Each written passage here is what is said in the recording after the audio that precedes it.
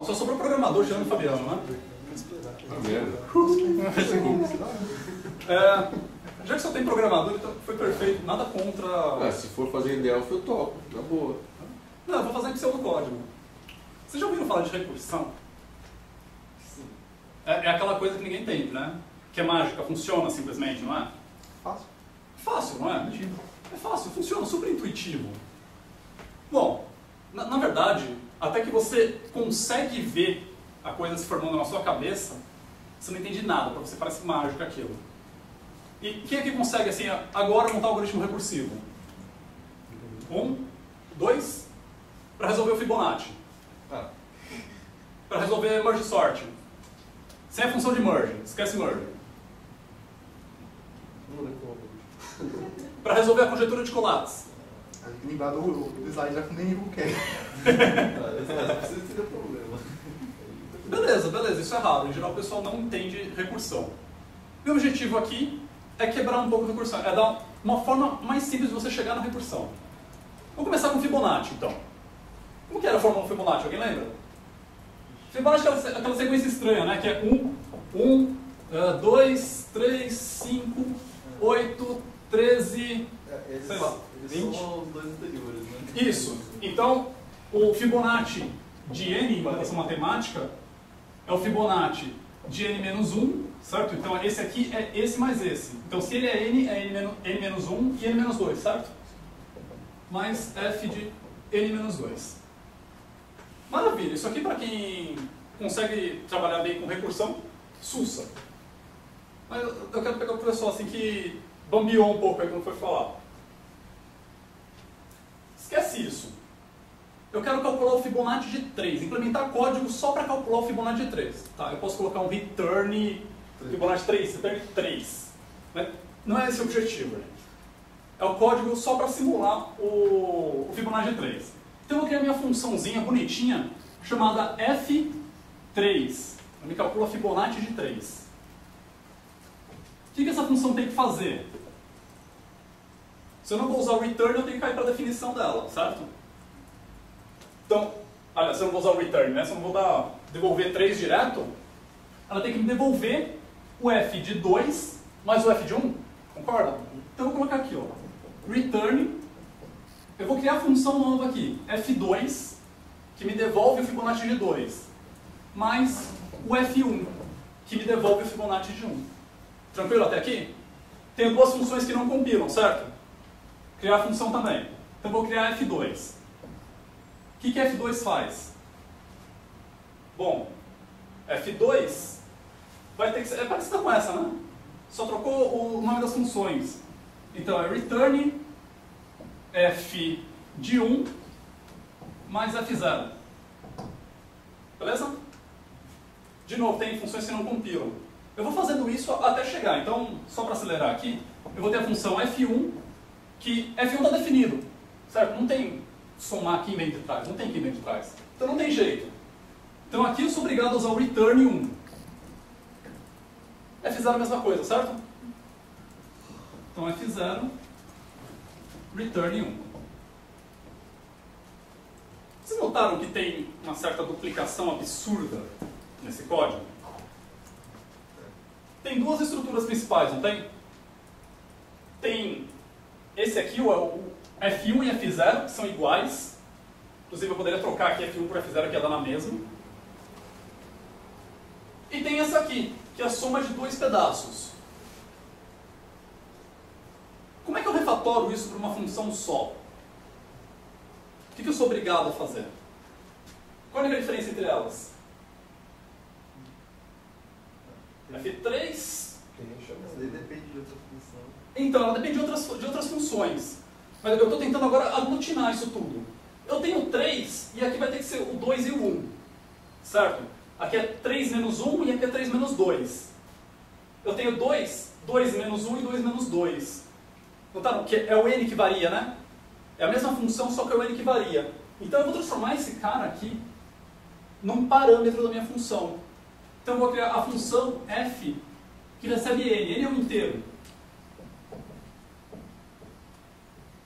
Beleza? Fn. N. Se Se fosse essa aqui, eu estou trocando, troquei 3 por n, o que eu tenho que colocar no F2?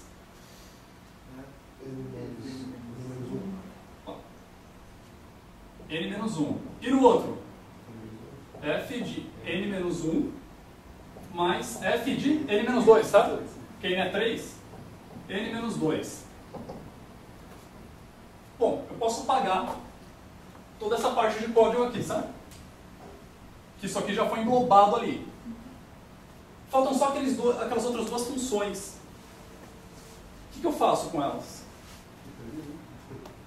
Então, eu tenho que dar return 1, né? Não tem jeito. Bom, como eu tenho que dar return, eu já tenho return aqui, eu vou colocar antes. Então, só tem um detalhe. É para casos específicos só, né? São 2 casos. Quando que acontece isso? Ou seja, quando n é menor do que, ou menor ou igual a 1, certo? Se n menor ou igual a 1, eu dou return em 1. As duas são iguais, né? Você montou a sua função recursiva aqui. Parece mais lógico o caminho que você está fazendo, ao invés de simplesmente chegar recursão? Ou aquela coisa, para entender a recursão, você precisa primeiro entender a recursão? Beleza, outro exemplo mais complexo. Todo mundo conhece o word sort? Algoritmo de ordenação? Já ouviram falar? Conhece um primo dele, heap sort, quick sort, bubble sort e família.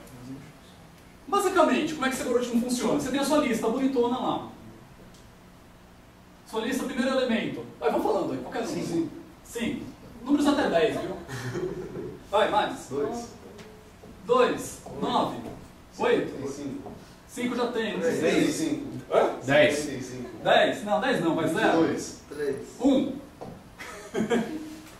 Como é que esse algoritmo funciona? É fácil ordenar uma lista com 7.000 elementos? Não, né? O que ele faz? Ele quebra no meio. Quebra no meio, agora tem uma lista com 3 elementos aqui. 5, 2 e 9. É fácil ordenar uma lista com 250 elementos? Não, né? Então eu venho aqui e quebro de novo. Vou ficar com uma lista com tamanho 9, eu estou quebrando na metade, tá? Aqui como são 3, a metade é uma coisa torta, porque a gente está falando de índices que são inteiros. O 5 e o 2. Ordenar uma lista de um elemento é fácil? É fácil, ele está ordenado, não está? Não tem com que você comparar, ele está ordenado.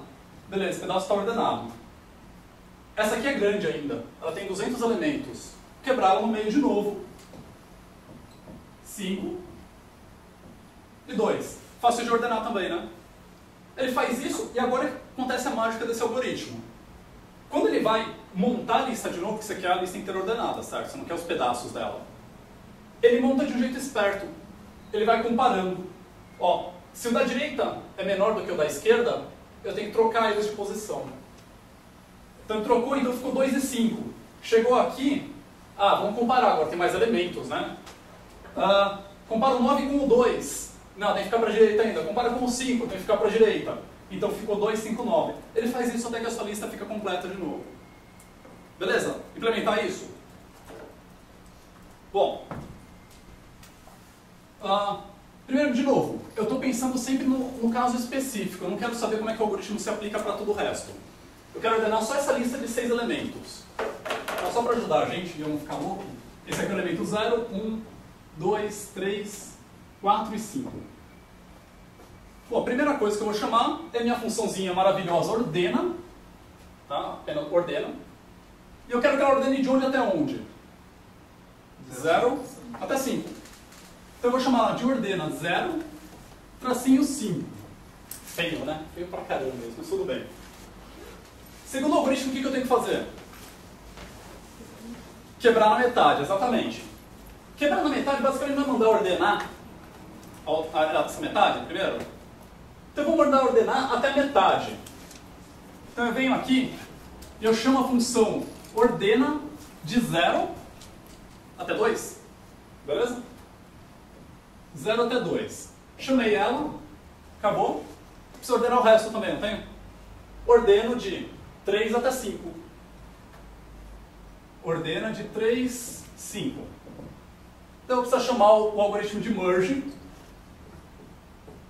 merge passando os parâmetros, né, de 0 até 5, que é aquele algoritmo esperto lá que junta tudo na ordem certinha. Legal. De novo, vocês notaram que eu criei funções aqui que elas não existem ainda? Preciso criá-las. Agora vocês já podem digitar, mas vocês já sabem. A função O02, como é que ela é? Chama a função O01. Chama de O01 por quê? Porque eu vou só até a metade, certo? Então eu vou chamar O de 0 até 1. O2 a 2. O2 a 2.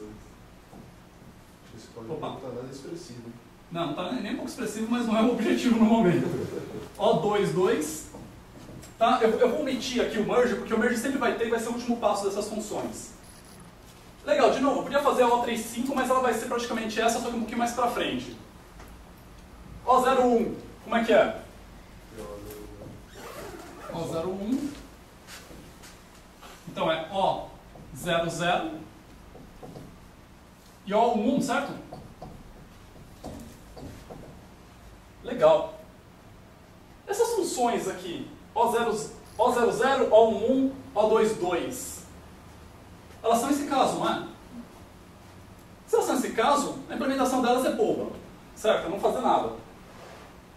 De novo, eu estou aqui com o código, eu tenho várias funções para resolver o problema e elas têm a mesma estrutura. Vou colocar o merge aqui, fingir que eu escrevi, e aqui também. Elas têm a mesma estrutura. Então, eu vou tentar refatorar isso aqui para que isso aqui fique uma estrutura menor. Como é que fica? Bom, a gente começa pelo nome da função, certo? Ó, o que muda nos nomes das funções? Os números. Se mudam os números, então eu vou transformar eles em parâmetros. Int início e int fim. Beleza? Estou pensando só nessa aqui. Como é que vai ficar a chamada para O02? Início. O de início, beleza? Ela não vai até fim, né? Porque fim aqui é 5 nesse contexto. Então ela vai até 2. Por quê? Porque é 5 dividido por 2. Então é fim barra 2. E a outra? 3,5. É O. Qual é o início da 3,5? Fim Fim menos fim dividido por 2. Fim menos fim dividido por... É verdade. Pode ter que fazer, tipo, tem que fazer um mid no meio do caminho. Eu prefiro aquele do algoritmo quebrado mesmo. Que fica mais fácil de entender. Fim dividido por 2 mais 1.